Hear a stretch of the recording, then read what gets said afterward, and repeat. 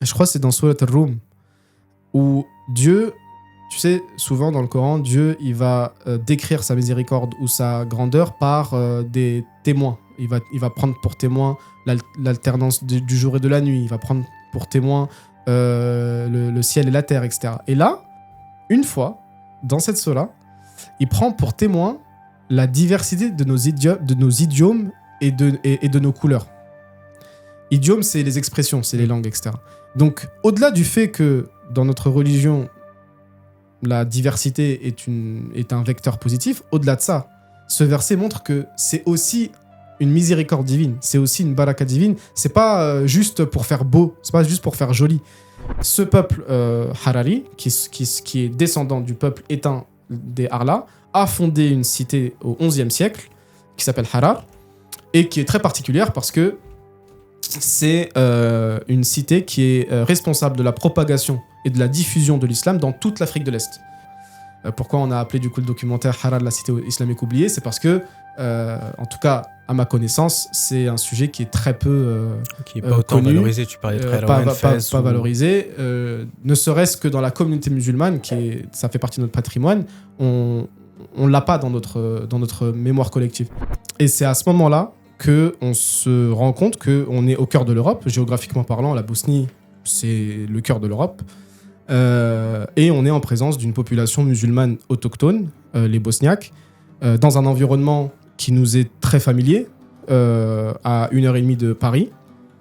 Et c'est là en fait qu'on se dit qu'il y a un sujet à faire sur les minorités qui ont le statut de minorité et qui sont également autochtones, donc qui ne sont pas issus d'un flux migratoire. Et c'est à ce moment-là en fait qu'on a l'idée de la série Unexpected Muslims, qui en fait, pour résumer, est de partir à la rencontre de populations qui ont cette double spécificité, à la fois minoritaire et autochtone. Pourquoi ? Tout simplement parce qu'en ayant cette double spécificité, ils ont aussi dû faire un travail, et souvent un travail millénaire, de conjugaison entre leur particularisme religieux et leur particularisme culturel.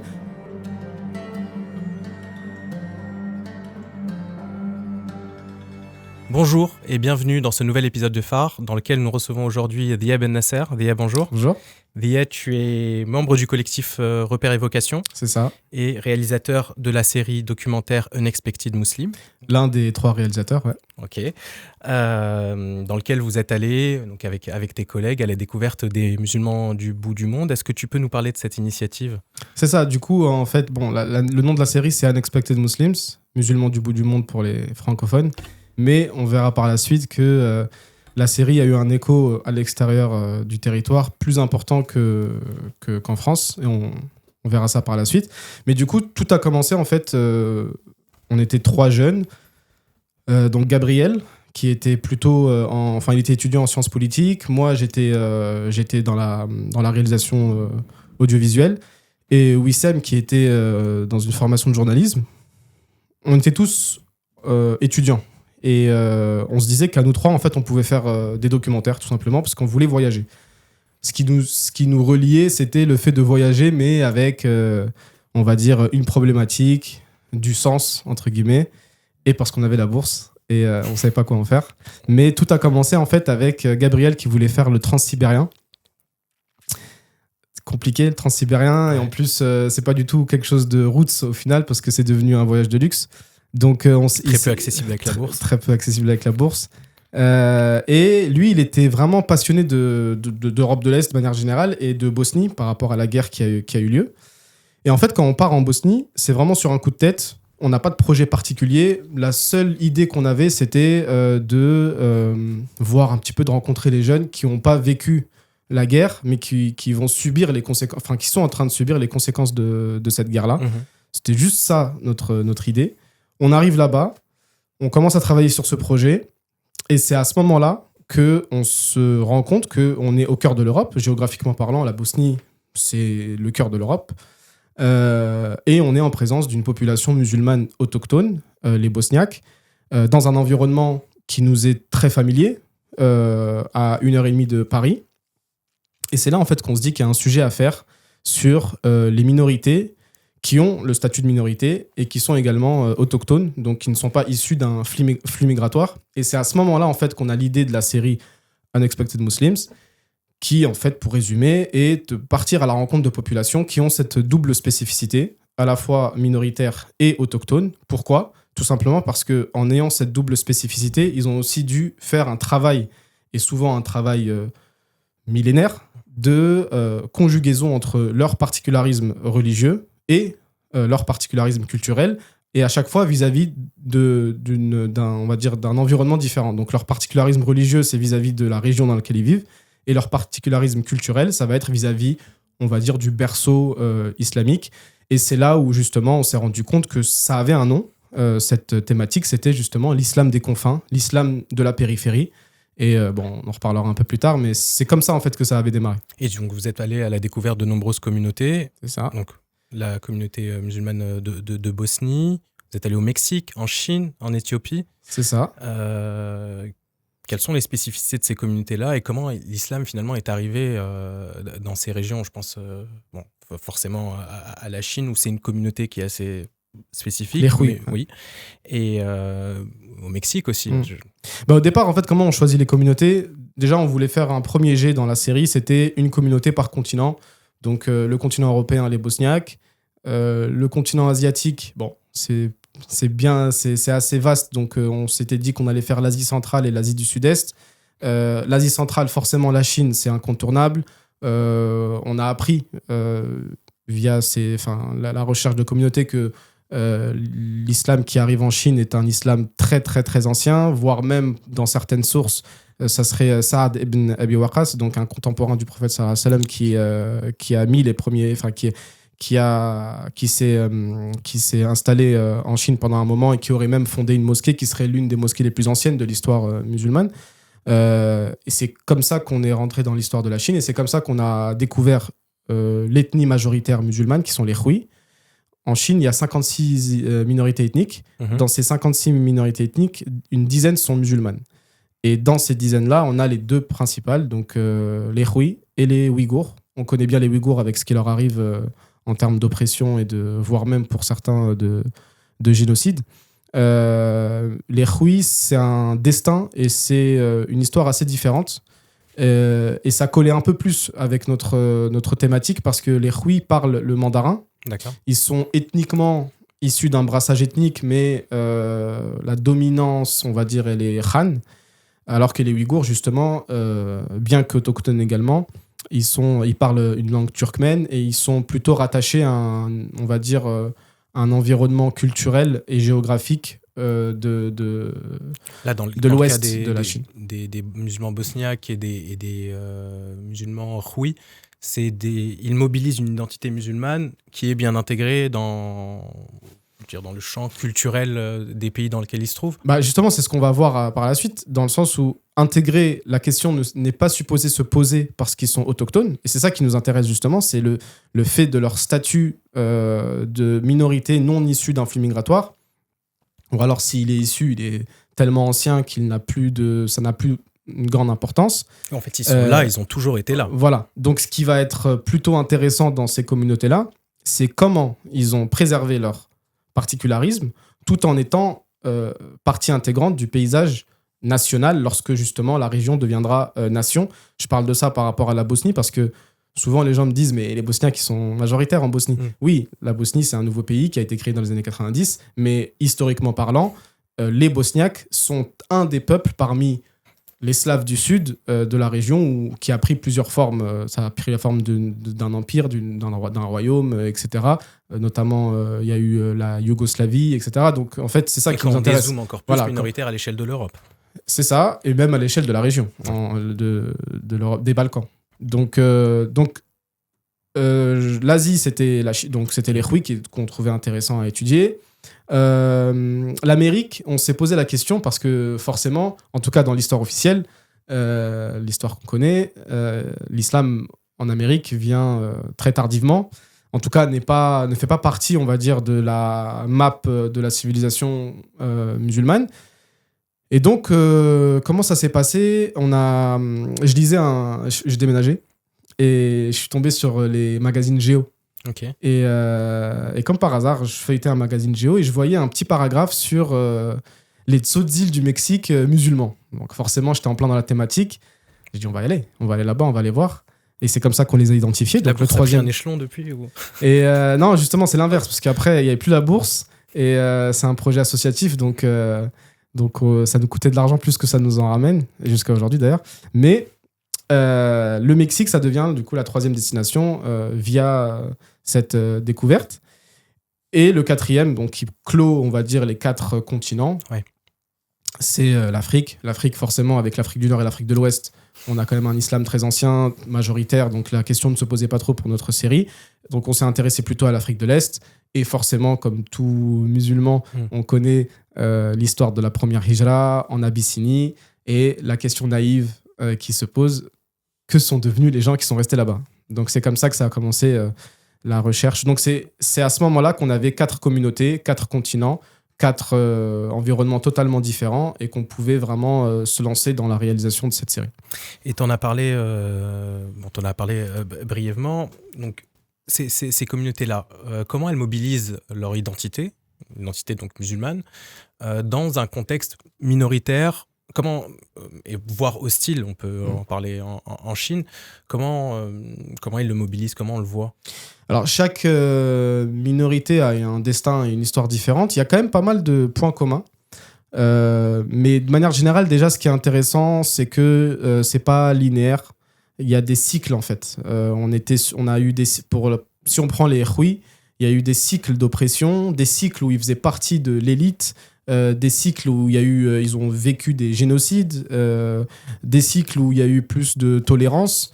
Et là, justement, nous, quand on a voyagé là-bas, on était sur un cycle de tolérance chez les Hui, parce qu'il faut vraiment bien se préciser que le destin des Ouïghours et des Hui n'est pas le même. On sait aujourd'hui que le cycle a basculé et que les Hui sont beaucoup plus tolérés. Beaucoup moins aujourd'hui tolérés que lorsque nous, on est allés, et c'est en l'espace de 8 ans que ça a basculé. Donc, ce qui est intéressant déjà, c'est que ces cycles font que ça construit une expérience de la minorité. Parce que tu ne gères pas la préservation de ton existence, donc culturelle, civilisationnelle, religieuse, de la même manière lorsque tu as une mémoire collective où tu as pu vivre des cycles d'hostilité ou alors, au contraire, des cycles de tolérance, voire même, comme je disais pour les Hui, des cycles où c'était eux qui étaient aux portes du pouvoir. Donc déjà ça, c'est une vitalité qu'on ressent. C'est compliqué de mettre des mots dessus, mais tu ressens en fait quand tu lis sur leur histoire, tu ressens qu'en fait ils ont développé de génération en génération des outils permettant de trouver un équilibre entre vivre avec l'autre et préserver sa spécificité culturelle et religieuse. Comment on la voit Alors ce qui est intéressant, c'est déjà la base, c'est la religion. Dans le sens où le catalyseur il faut faire quelque chose pour préserver notre spécificité, ça va commencer par la religion parce qu'il y a un appel transcendant. Donc ça va commencer par il faut absolument trouver des moyens pour que l'apprentissage du Coran perdure. Il faut absolument trouver un moyen pour que les enfants puissent apprendre à prier. Donc ça va dire, on va dire, ça va être la première étape de ce travail de préservation. Et ensuite, et c'est là où c'est intéressant pour nous, parce qu'on n'en a pas parlé, mais tout ça va faire écho à notre propre vie, parce que si on s'est intéressé à ce sujet, c'est parce que nous, on est musulmans en Occident, les musulmans de l'Ouest. On a une expérience de la minorité qui est très minime, on va dire 70 ans, 80 années. Et donc, c'est là où, justement, on va découvrir des choses qui peuvent être, non pas des choses à copier-coller, parce qu'on a des histoires aussi très distinctes, mais des choses sur lesquelles on pourrait s'inspirer. Et donc, le deuxième point, c'est que une fois que la religion est préservée, cette religion, elle ne se vit pas de façon hors sol et hors temps. Cette religion, elle se vit dans une culture, justement. Donc, la deuxième étape, c'est comment préserver notre spécificité culturelle, cette fois, parce que c'est la culture qui va venir dynamiser ou vitaliser le dogme. Le dogme sans culture, en fait, forcément, il a de forts risques de se perdre de génération en génération s'il n'y a pas de point d'attache, de point de repère pour vivre ce dogme. Je prends un exemple tout bête, c'est les 2 fêtes de l'année chez les musulmans, donc les deux Aïd. En tant que musulman, on sait qu'il y a 2 Aïd, mais la façon de le fêter, c'est la culture qui va le la façonner. Et donc, par exemple, les khouis, alors bien sûr, il y a des points communs, c'est familial, etc. Mais toute la transmission culinaire, toute la transmission du fait d'avoir une expérience de génération en génération sous le même toit, etc., ça, c'est la culture. Et c'est ça, nous, qui nous a beaucoup frappé, c'est l'importance de la culture dans la préservation religieuse. Et ça, cette double dynamique, vous l'avez retrouvée en Éthiopie, en Chine, au Mexique, en Bosnie? C'est ça, on l'a retrouvé partout. Mexique, c'est un cas particulier. On va y revenir après, parce que le Mexique, c'est une population nouvellement convertie. Pourquoi on l'a intégré dans la... Donc, quand tu dis nouvellement, c'est... Ça veut dire qu'ils se convertissent à l'islam dans les années 90. Donc, quand tu compares avec les Khouis qui sont musulmans depuis... alors, l'ethnie Khoui, elle a été, on va dire, officiellement constituée au XIIIe siècle. Mais forcément, entre le moment où elle est officiellement constituée et le moment où, de fait, elle existe, il y a peut-être 2 siècles. Oui, mais rien de comparatif. Donc, on est sur 1000 ans de rien de comparable avec les Tzotzil musulmans qui, eux, sont... leur histoire commence dans les années 90, leur histoire musulmane bien sûr, ils ont une histoire bien ancienne, c'est les descendants de Maya. Mais pourquoi on l'a intégré dans la série, c'est parce que leur conversion, c'était une conversion traditionnelle, entre guillemets, dans le sens où c'est pas comme nous on connaît les conversions aujourd'hui, où c'est un cheminement spirituel individuel. Là, on est sur une conversion de groupe. On a le chef de famille qui choisit une voie et toute la famille suit. Donc en fait, on a eu 4 chefs de famille qui se sont convertis à l'islam, dans un contexte très intéressant de révolution zapatiste, on y reviendra.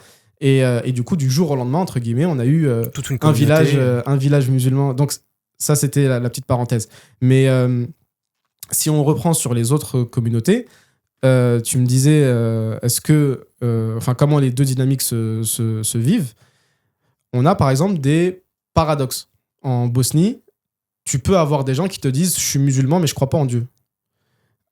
Pourquoi ? Et justement, lorsqu'on n'a pas le contexte, on se dit, mais ça n'a aucun sens ce qu'il raconte. Mais en fait, ça a tout son sens parce que l'islam, parfois, pour survivre, a dû prendre la forme d'une culture uniquement. Et donc, lorsque quelqu'un va te dire « je suis musulman, mais je crois pas en Dieu », bon, c'est des cas particuliers, c'est un peu rare. Et d'ailleurs, on entendait plus ça il y a 40 ans que maintenant, parce qu'on va peut-être y revenir. Il y a eu une réunification religieuse en Bosnie, mais dans le monde entier, dans les années 90-2000, qui a fait qu'on va moins entendre ça. Mais sur la génération qui ont vécu vraiment toute l'ère communiste, tu peux avoir des gens qui vont dire « je suis musulman, mais je crois pas en Dieu », dans le sens où je suis culturellement musulman, ethniquement musulman, même si ça n'a pas de sens, on va dire, d'un point de vue... Mais dans ma religion, enfin dans ma pratique religieuse, non. Mais c'est même plus loin, je crois pas en Dieu. Oui. Voilà. Ouais. Mais juste, voilà, pour que les choses soient claires, d'un point de vue croyance, la Bosnie reste quand même... on est sur un peuple qui a quand même pas mal préservé sa pratique religieuse, comparé à d'autres ethnies de la région. Et tu parlais tout à l'heure des... Bon, moi je suis preneur si tu as quelques d'autres anecdotes sur... là, tu nous as parlé de la Bosnie, tu nous as parlé un peu... Est-ce que tu nous parlais aussi de l'Éthiopie ? Parce que justement... Sur les dynamiques ? Sur ça. L'Éthiopie, c'est un peu différent parce que... Alors, si on va se focaliser un peu sur l'Éthiopie, je disais que c'était une question naïve. Que sont devenus les descendants de... Alors, pourquoi naïve ? Parce que ça fonctionne pas comme ça. C'est pas parce qu'il y a eu un épisode dans une région bien donnée que forcément on va retrouver l'arrière petit-fils du compagnon qui s'est marié. Ça fonctionne pas comme ça. Par contre, ce qui est super intéressant, c'est que donc on a l'épisode de la Hijra. Pour ceux qui ne le savent pas, en fait, on a 2 épisodes de Hijra. On a une première Hijra où quelques compagnons vont en Abyssinie parce que c'était chaud à la Mecque. On les rappelle en leur disant ça va bien se passer. Ils reviennent à la Mecque, c'est encore plus chaud que ce que c'était. Donc ils repartent, mais cette fois ils repartent avec ils étaient à peu près 80. C'est cette deuxième Hijra qui a eu un impact, on va dire, parce qu'ils y vont avec femmes et enfants. Et même si beaucoup repartent, lorsque Médine devient le QG, on va dire, du nouvel islam, il y en a quand même qui meurent là-bas. Et donc on sait qu'il y a eu une présence. On sait que le Négus s'est converti à l'islam. En tout cas, il est enterré avec les compagnons. On est parti visiter cet endroit.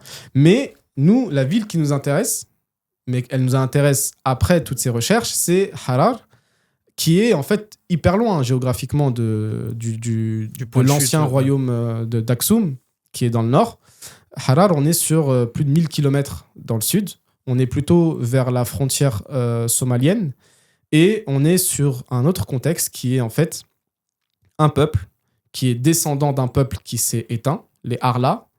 Les Arla, il y a des recherches archéologiques contemporaines et même, voire même très récentes. Ils ont retrouvé des preuves, alors je ne pourrais pas l'expliquer, je ne suis pas archéologue, mais des preuves qu'ils faisaient l'abattage rituel. De présence, de traces. Voilà. Alors, comment c'est lié au fait que la façon dont ils vont tuer la bête. Et ça, c'est 9e siècle. Donc, on se rapproche de plus en plus d'une continuité entre la première... Alors, il y a quand même 200 ans d'écart, mais on se rapproche. Et donc, ce peuple Harari, qui est descendant du peuple éteint des Arla, a fondé une cité au 11e siècle qui s'appelle Harar et qui est très particulière parce que c'est une cité qui est responsable de la propagation et de la diffusion de l'islam dans toute l'Afrique de l'Est. Un peu comme Hadramaut au Yémen, qui est responsable de la propagation religieuse dans toute la région, voire même souvent on sait que les chouyoukhs yéménites ont eu un énorme impact en Asie du Sud-Est, par exemple, tout comme Kairouan, Fès ont été responsables de la propagation religieuse dans toute l'Afrique du Nord, Tombouctou en Afrique de l'Ouest. Harar a le même poids. Pourquoi on a appelé du coup le documentaire Harar, la cité islamique oubliée? C'est parce que, en tout cas, à ma connaissance, c'est un sujet qui est très peu qui n'est pas autant connu, valorisé. Tu parlais de pas valorisé, ne serait-ce que dans la communauté musulmane, ça fait partie de notre patrimoine, on l'a pas dans notre mémoire collective. Donc, tu vois, les destins et du coup forcément ça influence les documentaires qu'on fait, ne racontent pas la même histoire. Harar, ça va être l'histoire d'une ville, l'histoire d'une cité fortifiée qui a propagé l'islam. La Bosnie, ça va plutôt être des Européens autochtones musulmans qui ensuite se retrouvent face à un génocide. Les Chinois, les Hui, ça va plutôt être une ethnie musulmane millénaire qui a développé toute une civilisation en fait spécifique qui est très différente, en tout cas artistiquement, même dans la façon de réciter le tajwid, enfin tout l'aspect d'expression va être très différent de ce qu'on peut connaître dans d'autres pays musulmans, en tout cas dans d'autres peuples musulmans. Et on a le Mexique, là, on est sur une initiative de conversion. Oui, c'est à chaque fois des dynamiques qui sont différentes et c'est des histoires différentes que vous racontez à travers chaque documentaire. Et ce qui est intéressant aussi, c'est que même si nous, notre prisme, c'est les communautés musulmanes, tu ne peux pas comprendre cette communauté sans comprendre l'histoire du pays. Et donc, ça nous amène à nous intéresser énormément à l'histoire nationale ou en tout cas régionale, ce qui fait que finalement, on a vraiment le sentiment d'avoir un prisme sur le monde et ses dynamiques, et forcément sur les dynamiques de gestion des minorités. Et c'est là où justement notre expérience en France, ça a fait tilt, parce qu'on s'est rendu compte en fait tout simplement que la France, c'est pas le centre du monde dans la gestion de ces minorités. Souvent, on a grandi à l'école de la République, on a souvent en tout cas inconsciemment, on pense que toutes les réponses sont ici. Toutes les réponses à nos problèmes et à nos questions sont ici. Et c'est en allant là-bas, alors même que, attention, c'est pas des expériences qui sont tout le temps positives. Et c'est pas les seules expériences et c'est pas les seules expériences, mais c'est en allant là-bas qu'on se rend compte qu'en fait, au-delà des murs, il y a énormément de choses, en tout cas, à méditer, à apprendre, à conjuguer avec notre propre expérience. C'est vrai qu'il se passe autre chose en dehors de la communauté musulmane française ou en dehors du monde arabe qu'on situe. Voilà. Et surtout, il y a d'autres modèles qui existent. On est bloqué sur un seul modèle ici en France où citoyenneté et ethnicité sont confondues. Ça a son histoire, ça a sa logique historique, mais c'est important de savoir que c'est un modèle parmi tant d'autres. Et justement, de ces modèles-là que vous avez pu rencontrer, voir quelles expériences positives, quelles, leçons la communauté musulmane française peut tirer de... Déjà, moi, en tout cas, là, c'est à titre personnel. À titre personnel, le fait de distinguer la citoyenneté et l'ethnicité, historiquement, ça a permis plus de marge de manœuvre pour la minorité. En fait, paradoxalement, plus une minorité est considérée comme une minorité, plus en fait elle va vaciller entre justement période d'hostilité et période de tolérance. Mais de manière générale, que ce soit en hostilité ou en tolérance, elle a plus d'outils pour préserver son particularisme. Là où en France, dans un système jacobin, l'ethnicité est niée. On a une citoyenneté, on est tous officiellement français. Et paradoxalement, le fait qu'on n'ait pas le statut de minorité, forcément, on n'a pas été amené à se comporter en minorité. Et quand on dit se comporter en minorité, c'est développer des outils d'organisation pour préserver son écosystème. Encore une fois, écosystème qui a dans son ADN le fait de pouvoir vivre on va dire, de façon fluide et de façon totalement naturelle avec l'écosystème plus large de la région. Et c'est là où, justement, on se disait qu'il y a matière à méditer. Je prends, par exemple, l'exemple de la Chine, où ce sont des minorités reconnues. Elles ont été victimes de grandes oppressions. Aujourd'hui, c'est un gros problème ce qui se passe pour les Hui et pour les Ouïghours, c'est encore pire. Mais dans ce modèle, il y a des choses qui peuvent en tout cas venir alimenter une autre façon de concevoir sa citoyenneté ici en France. Justement, ça c'est je te posais la question des leçons. Est-ce qu'on peut imaginer que cette diversité que vous avez rencontrée, elle puisse nourrir aussi, à travers vos initiatives, là, les documentaires ou d'autres, venir nourrir la réflexion autour des musulmans en France? Totalement. Moi, par exemple, à titre personnel, le fait d'avoir pu faire tous ces voyages et toutes ces rencontres, ça a beaucoup nourri, on va dire, mes réflexions sur ma propre façon de concevoir ma citoyenneté, mes origines. Moi, je suis d'origine tunisienne.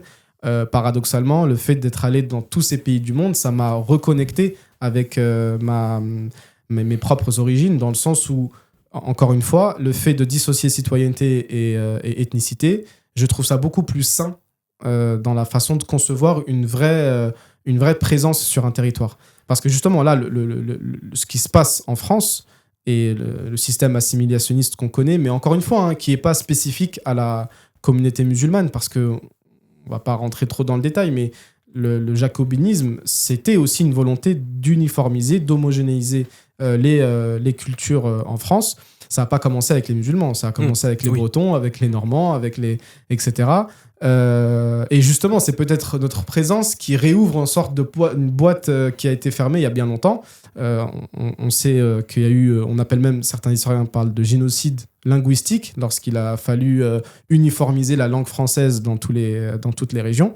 Donc, paradoxalement, ce sont ces voyages-là qui m'ont amené à reconsidérer, ou en tout cas à resituer mes identités, encore une fois, pour être serein avec tout ça. Pour être serein avec ma présence en France, serein avec, en tout cas, la volonté d'honorer mes origines, qui ne sont pas juste des origines figées comme ça dans le passé, qui se vivent au jour le jour.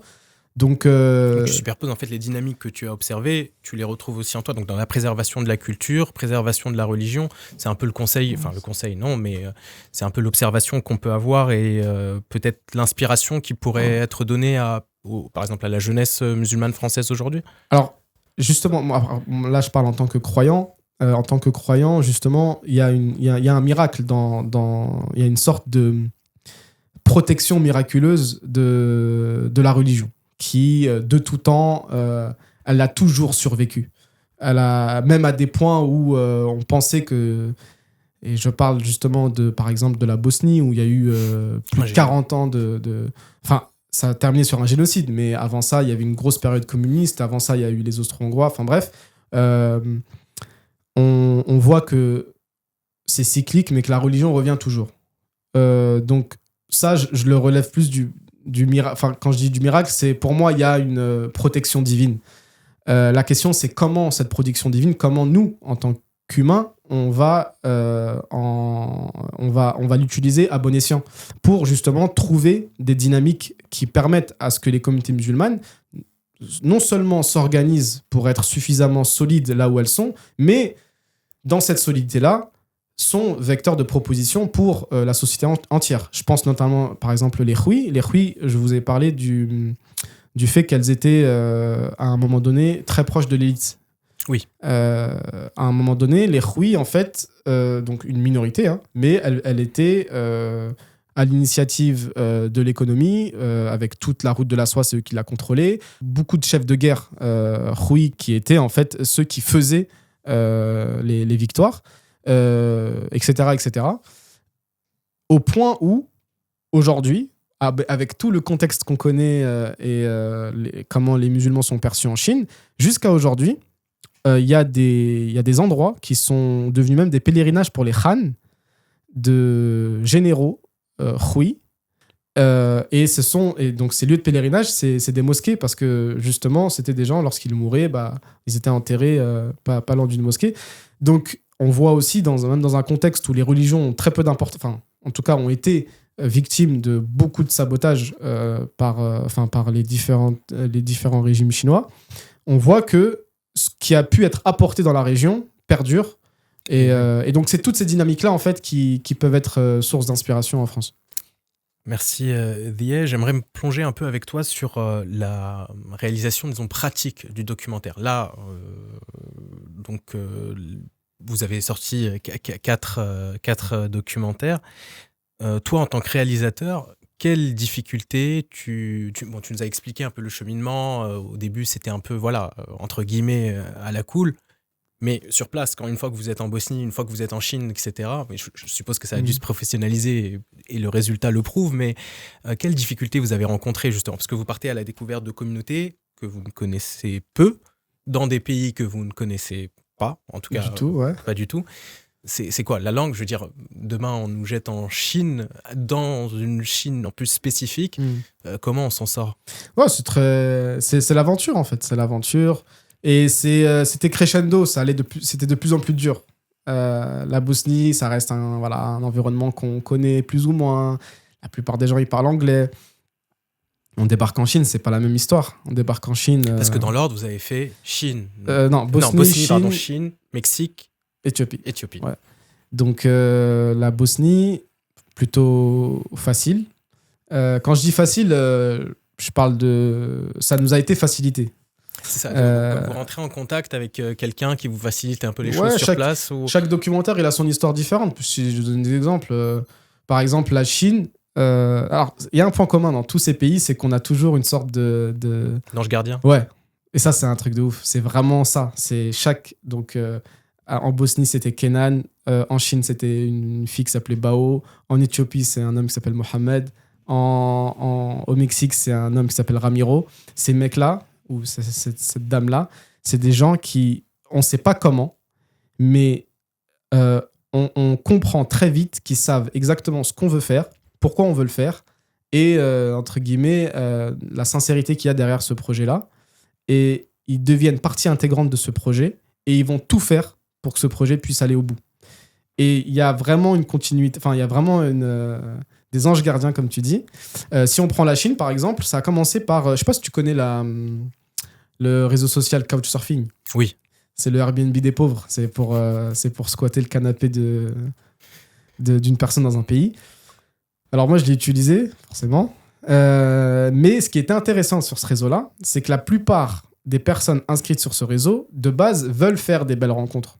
Donc en fait, je m'en servais surtout pour des points d'attache, pour déjà trouver des gens de la région dans laquelle on va. La première entrée sur le lieu. Et donc, par exemple, si on prend la Chine, c'était le cas. Donc, Bao, en fait, je tombe sur Bao, grande voyageuse, déjà à l'intérieur de la Chine, très ouverte d'esprit, qui, bien sûr, j'ai identifié la ville où je voulais aller, parce que c'était en Chine, il y a des préfectures autonomes Hui.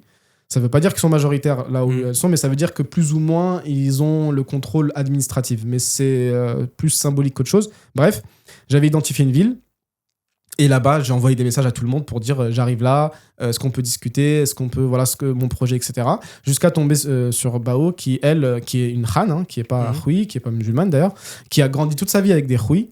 et qui, pour elle, trouvait ça exceptionnel de pouvoir aller voyager avec nous, parce qu'au final, elle a tout fait avec nous. Et du coup, elle a servi d'interprète, elle a servi de... C'est ça aussi, oui. Voilà. Oui, j'allais te demander comment t'instaures la relation de confiance avec les communautés, mais c'est justement avec ce lien-là, avec ces personnes. C'est ça. Alors, c'est vrai que, comme tu disais que de documentaire en documentaire, on essaie de se professionnaliser. Oui et non, dans le sens où se professionnaliser dans la qualité d'image, dans l'histoire qu'on veut raconter, dans tout ça, bien sûr, il y a eu une évolution. Maintenant, c'est vrai qu'il faut garder toujours un sorte de... Je dirais pas de flou artistique, mais oui, enfin ça c'est la conclusion du coup, c'est que ça devient authentique, mais il faut garder en fait de la flexibilité pour créer le récit. Parce que si tout est trop organisé, que les rendez-vous sont tous pris, qu'on envoie les questions à l'avance, etc., c'est super d'un point de vue cohérence, mais il n'y a plus le côté voyage, imprévu, belle rencontre. Voilà. On ne parle pas d'un travail journalistique axé orienté, non. Vous laissez la place à la découverte de l'autre et des communautés que vous... Par exemple, dans le documentaire sur les Hui en Chine, à un moment donné, il y a un historien qui parle, qui au final occupe une bonne partie du documentaire parce qu'il était historien. Ce mec-là, au détour d'une balade avec Bao, on est sur un croisement. Il y a une personne qui passe avec un grand plat de viande. Elle voit qu'on est des étrangers. Elle nous dit on est en train de fêter un mariage. Et chez nous, dans notre culture, inviter un étranger, c'est un signe de baraka. Venez. Ça a commencé comme ça. On a débarqué là-bas. Il y avait un festin énorme. Et là, j'ai face à moi un historien qui avait, d'ailleurs, pour l'anecdote, il avait le livre de Frantz Fanon dans sa bibliothèque. Ça n'a aucun sens. Frantz Fanon, je crois que c'était en anglais. Et c'est lui qui, finalement, nous raconte l'histoire des Hui. Comment l'ethnie minoritaire Hui se forme.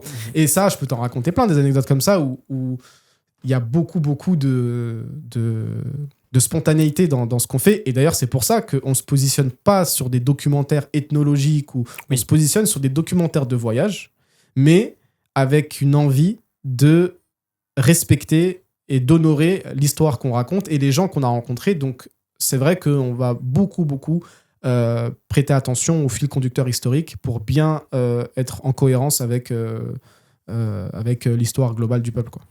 Et le fait que tu sois musulman, parce qu'on a compris que tu étais musulman, si tu portais quelque chose sur ta tête, peut-être on aurait pu confondre avec un hipster, mais t'es musulman. Est-ce que le fait d'être toi-même musulman, est-ce qu'elle modifie, et tes camarades aussi, tu parlais de Gabriel et de Wissem, est-ce que ça modifie la dynamique des entretiens quand... Ouais, totalement. Ça modifie totalement parce que... Alors, totalement, je sais pas.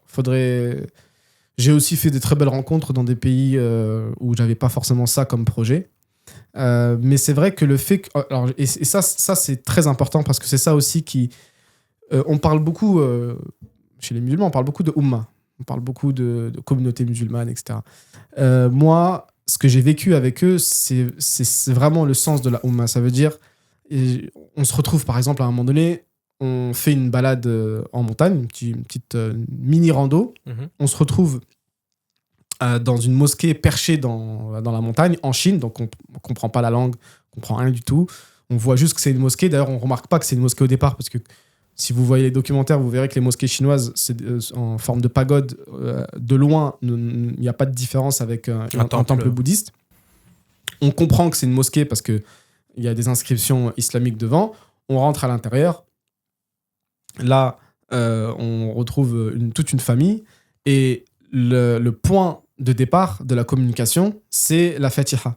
Parce que muslim, tu vois, et du coup, ça s'échange des Fatiha, ça s'envoie des petits, c'est des battles. Il y a des petits battles de versets. C'est le seul moyen de communiquer, mais ça permet en tout cas de pouvoir échanger avec eux, d'avoir un point d'entrée, et du coup de vivre ce que c'est la Oumma. Ça veut dire que tu es au fin fond d'une région en Chine, au fin fond d'une montagne, tu tombes sur une personne qui fait partie de ta communauté, et du coup tu crées une relation partie de là. Et ça, bien sûr, tu le retrouves dans tous les pays dans lesquels on a réalisé un documentaire. Tu retrouves cette fraternité musulmane qui fait... Et surtout, au-delà de ça, c'est quand ils comprennent qu'on s'intéresse à eux, qu'on s'intéresse à leur histoire, là, après, ça se facilite énormément. Parce que. Ouais, c'était une de mes questions parce que on en entend. Enfin, moi, avant de découvrir Unexpected Muslim, bon, j'avais jamais entendu parler de ces communautés-là. Donc, je pense justement, on s'intéresse peu à eux. Comment ils reçoivent cet intérêt pour eux, bon, ils comprennent. Alors, encore une fois, chaque communauté est un peu différente. La Bosnie de côté. La Bosnie, c'est un peu différent, même si il faut savoir que la Bosnie, on en parle beaucoup plus, forcément, dans un contexte européen et avec ce qui se passe au génocide. Mais vous verrez qu'il y a très peu de documentaires sur l'ethnie bosniaque, Oui. comment elle a été formée, pourquoi elle est musulmane, enfin, des choses comme ça. Il n'y en a pas énormément non plus. Mais si on met de côté la Bosnie, bien sûr, il y a cet étonnement de s'intéresser à leur vie, en fait. Ils ont l'impression, justement, il y a ce... Parce que toi, tu décris le choc d'arriver dans une mosquée au fin fond de la montagne. Moi, je vois aussi le choc du mec qui te reçoit. Le mec qui est là et qui voit un franco-tunisien qui est avec... Alors, déjà, quand il nous demande d'où on vient... tu viens d'où ? Voilà, je viens d'où ? C'est la grande question. Parce que du coup, nous, on est 3 dans les voyages. Maintenant, on est 4, mais on était 3 à l'époque. On est en Chine. Il y a Gabriel, Wissem et moi. Gabriel, il est d'origine italienne. Wissem et moi, on est d'origine tunisienne. On a des gueules de chameau. Et lui, il a une tête de blanc. Donc déjà, de base, si tu dis t'es français...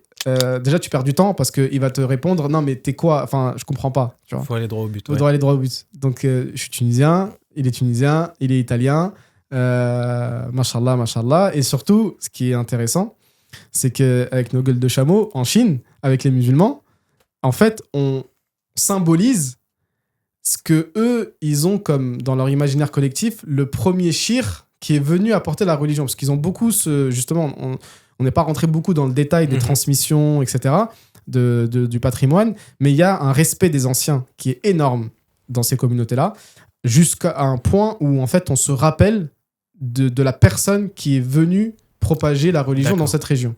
Souvent, justement, ils étaient du Yémen. Donc, tu dis que tu es arabe, tout de suite, ils font le lien avec leur shir, on va dire, collectif, de mémoire collective. Et donc là, tout de suite, tu montes en gamme, tu vois. Donc ça, c'était intéressant. C'était intéressant, la façon de se définir, en fait, à l'étranger. Et voilà. Ouais, c'est vrai que les passeports binationaux sont aussi mal valorisés. Du coup, double facilité. Passeport français, pour passer passe Navigo, tu veux aller au monde entier. Et une fois que tu es dans la région spécifique, passe Muslim, tu passes dans toutes les communautés qui t'intéressent. Et tu me disais, donc tu m'as parlé aussi un peu de comment ça a peut-être façonné ta conception de la civilisation islamique. Ça a cassé aussi des barrières, des frontières un peu mentales. Tous ces voyages, ces voyages, ces documentaires, cet intérêt pour... déjà, ça donne du sens vous savez, sur la question de la diversité, souvent on parle d'un verset où Dieu parle du fait qu'on a été fait de différentes communautés pour s'entreconnaître. Il y a un deuxième verset, moi, qui m'avait beaucoup touché. C'est un verset où, je crois que c'est dans Surat al-Rum, où Dieu, tu sais, souvent dans le Coran, Dieu, il va décrire sa miséricorde ou sa grandeur par des témoins. Il va prendre pour témoin l'alternance du jour et de la nuit. Il va prendre pour témoin le ciel et la terre, etc. Et là, une fois, dans cette sourate, il prend pour témoin la diversité de nos idiomes et de nos couleurs. Idiomes, c'est les expressions, c'est les langues, etc. Donc, au-delà du fait que dans notre religion, la diversité est un vecteur positif, au-delà de ça, ce verset montre que c'est aussi une miséricorde divine, c'est aussi une baraka divine. C'est pas juste pour faire beau, c'est pas juste pour faire joli. Derrière ça, qu'est-ce que ça veut dire ? Ça veut dire aussi que la nuance, que la spécificité, dans un, on va dire, cadre commun, elle doit être célébrée.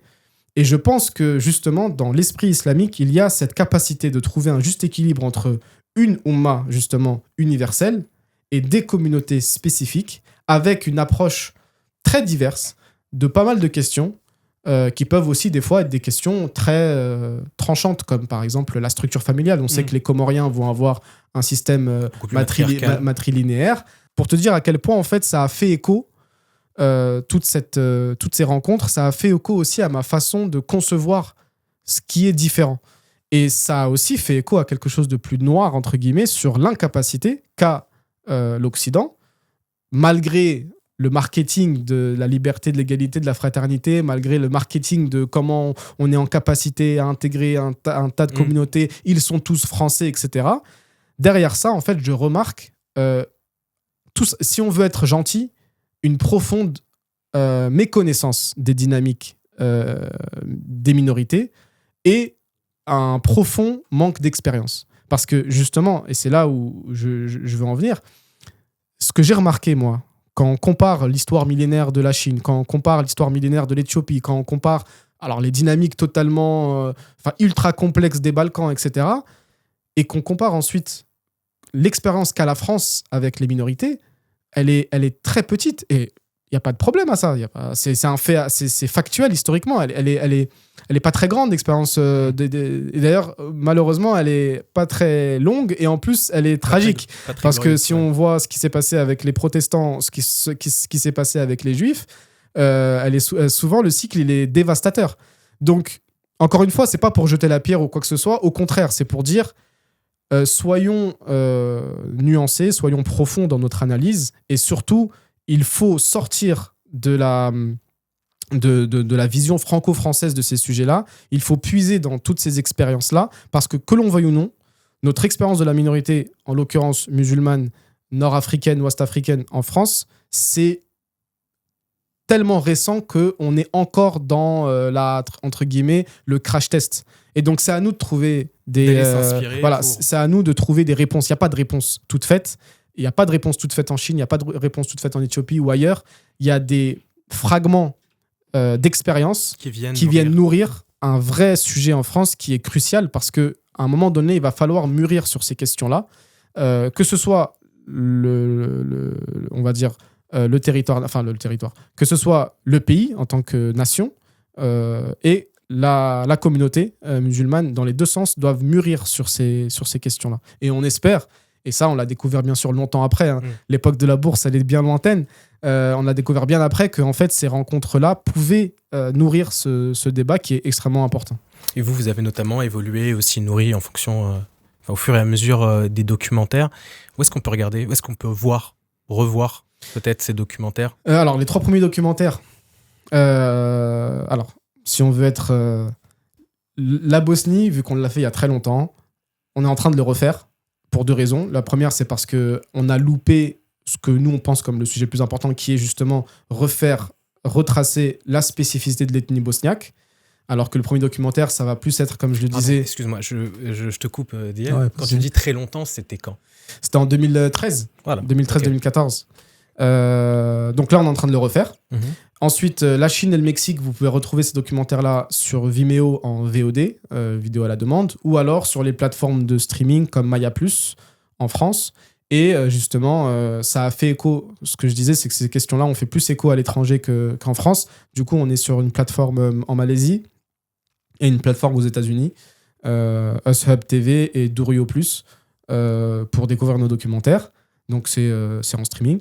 Et du coup, le tout dernier, qui va sortir le 17 octobre, justement, c'est en Éthiopie. Et donc, comment ça fonctionne ? On fait une tournée. En France ? En France. En Europe ? En Europe. Dans le monde ? Aux États-Unis. Okay. Mais même en Suisse, en Belgique, en Angleterre. On fait une tournée qui dure à peu près 6 mois, sous la forme de projection débat, où on rencontre le public. Et ensuite, on le met à disposition des plateformes. D'accord. Et vous avez des dates pour ces tournées ? Donc là, justement, le documentaire, il est sorti. Il va sortir le 17 octobre à Paris, en avant-première. Ensuite, on va aller.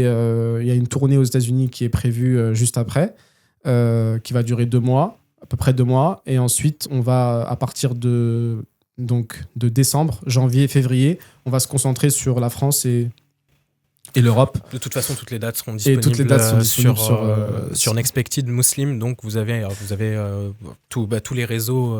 C'est ça. Surtout, on est surtout actifs sur Insta, mais on peut nous retrouver sur les différents réseaux sociaux et sur le site internet repèreévocation.com. Je te remercie, The. On va finir avec le rituel du phare. des suggestions culturelles. Ok. Donc je vais te demander 3 suggestions culturelles. Ça peut être des films, documentaires, livres. C'est à toi. Ok. Alors, suggestion. On va commencer par le livre. Alors, je suis obligé de conseiller Malcolm X, l'autobiographie de Malcolm X de Alex Haley. Pourquoi ? Tout simplement parce que c'est un personnage qui est incroyable et surtout dans sa capacité à avoir vu, dans un contexte où c'était pas forcément facile de le voir, la dimension internationale de sa lutte, la dimension panafricaine, la dimension du Sud global. On oublie souvent cette dernière partie de sa vie et c'est moi celle qui m'a le plus touché, mais de manière générale Malcolm X c'est une expérience hyper profonde sur la vie d'une personne qui est issue de tout ce qui pourrait être le plus bas dans l'échelle sociale et qui arrive par une sincérité hors pair et l'envie d'accéder à une certaine vérité au plus haut de la reconnaissance, on va dire, dans les idées, dans les combats. Ça, c'est pour le livre, donc Malcolm X. D'ailleurs, il a été réédité. Et ce que je savais pas, c'est que il a été réédité sans la censure. Parce qu'en fait, ce que je savais pas, c'est que l'édition que vous avez, en fait, il y a tout un passage qui est censuré. Bref, ça a été réédité par je sais pas quelle maison d'édition, mais ça, on changera l'édition qui est derrière. Voilà, il y a tout un passage qui a été réintégré. En documentaire, je pense pour faire le lien avec la Bosnie, je pense à The Love of Books.